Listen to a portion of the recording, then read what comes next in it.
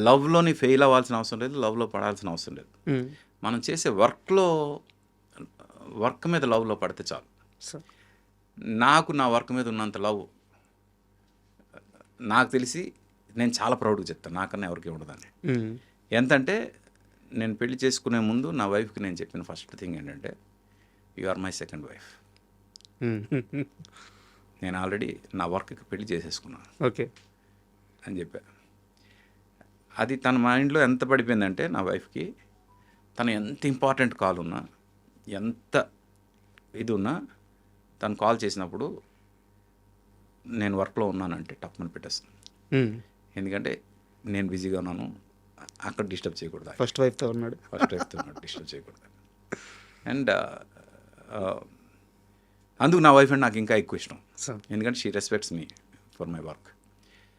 నేనేమంటానంటే నాకు నా వర్క్ మీద ఎంత ప్రేమ అంటే, నాకు ఒక సిచ్యువేషన్ ఇస్తే ఆ సిచ్యువేషన్ని 100% డీకోడ్ చేసి నేను మ్యూజిక్ ఫామ్లో ఎలా ఇవ్వాలనే దాని మీద నేను ఎట్టి పరిస్థితుల్లో కాంప్రమైజ్ అవ్వను.